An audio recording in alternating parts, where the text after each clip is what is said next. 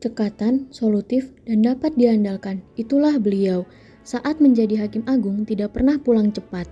Beliau menuturkan di kantornya selalu mengurusi kasus dengan cepat karena berkejaran dengan masa tahanan. Kalau tidak, orang itu akan bebas secara hukum. Dengan begitu, setiap pulang beliau harus membawa koper besar-besar berisi berkas perkara yang tengah ditangani. Artijo Alkostar dikenal dengan kegigihan, integritas, dan kejujurannya. Ditunjukkan selama menjabat sebagai Hakim Agung terbukti dari putusannya dalam menghadapi suatu perkara. Ia meyakini semua putusan yang sudah diberikan akan menjadi amal baik yang diterima di hadapan Allah Subhanahu wa Ta'ala. Beliau juga dikenal sebagai Hakim Agung yang tidak mudah untuk disuap. Yang godaan-godaan seperti itu. Tapi itu saya kira dulu ya. Mungkin orang dalam ini juga belum tahu tentang saya. Mungkin ini orang Hakim Agung baru ini bisa didekati gitu. Tapi sekarang sudah tahu bahwa tidak mungkin dalam alasan apapun itu bisa menyogok saya. Beliau adalah seorang penegak hukum yang kompeten, terkenal dengan kompetensinya yang baik, sehingga dijuluki sebagai algojo yang ditakuti para koruptor.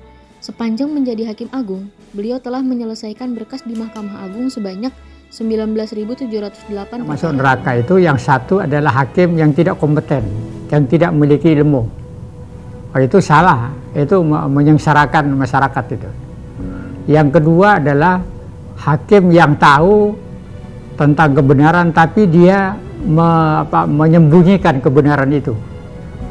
Jadi misalnya dia main mata dengan orang yang berperkara gitu. Kalau tadi itu kan karena kurang pengetahuannya ya. Pengetahuannya rendah. Kalau ini yang sengaja untuk menyelewengkan proses hukum. Nah, ini juga masuk neraka.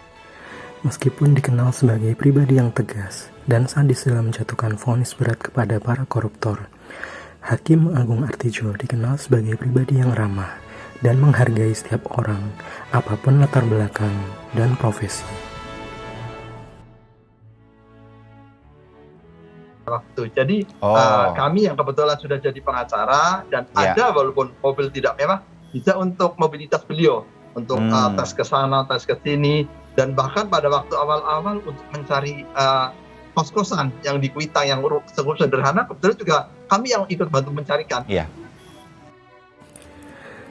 Keteguhan sikap serta idealisme Hakim Artijo dalam penegakan hukum yang berkeadilan tidak perlu diragukan lagi. Beliau adalah orang yang selama ini lurus dan selalu taat kepada undang-undang sebagai pedoman dalam mengambil keputusan. Jadi negara kita ini negara hukum. Ya. Jadi siapa yang melanggar hukum itu harus dipidana. Jadi jangankan dokter, hakim aja kalau salah itu harus dihukum. Termasuk Hakim Agung ya? Iya, termasuk Hakim Agung kalau salah.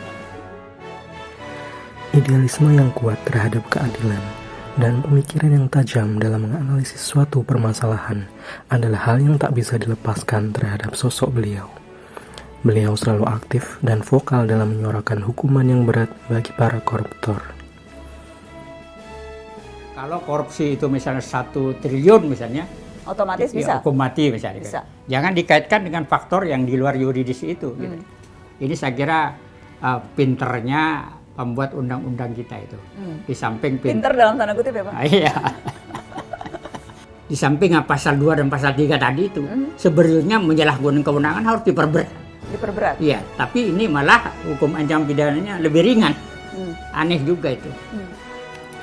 Hakim Agung Artijo tentu tidak bekerja sendiri.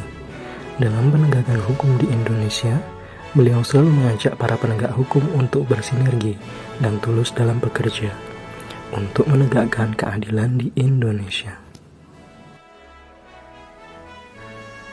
Beliau selalu katakan pada saya, Pak Firly, jaga integritas, tetap berani, supaya kita bisa melaksanakan tugas.